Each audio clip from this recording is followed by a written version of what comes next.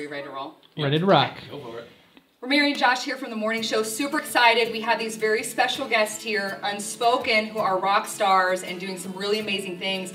So I've heard there's a pretty interesting story behind how you guys all got together. Can you kind of give us the backstory there of how you all came about? We met in college. Come on, there's got to be more than that.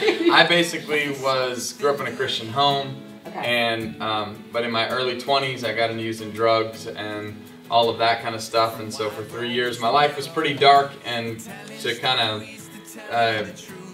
get out of Dodge, I called up these missionaries and asked if I could come and hang out with them, and they said yes. And so I flew to the Dominican Republic from Boston, Massachusetts, and I read my Bible every day and prayed for an hour, locked myself in a room, and the Bible says, don't be conformed to the world, but be transformed by the renewing of your mind.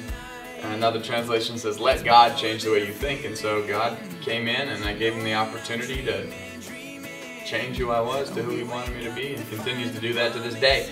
And while I was there in the Dominican Republic, I met a real-life Dominican, this guy right here. So that was fun. And then a couple months later, brought him back to Maine as a real-life souvenir. Nice! And then these guys? And then these guys came along too. Okay, just for the ride. John's dad is my pastor growing up. Okay, awesome. My nickname was the Antichrist, his was the opposite. But oddly enough, we ended up doing something together, thank God. Okay. And then Ariel washed up on a beach, and we grabbed him. And here you are. And it's been how many years since all of you guys met? It's been 11 years. It's about 10 years that all of us together. So. It's my anniversary. When's your anniversary as long as you guys have been together? I know you remember the date, right? Sometimes these things get too close to marriage type questions. It's too much to remember. But I guess it would have been this past, I don't know, February, October. March, April, something like that. He remembers, see?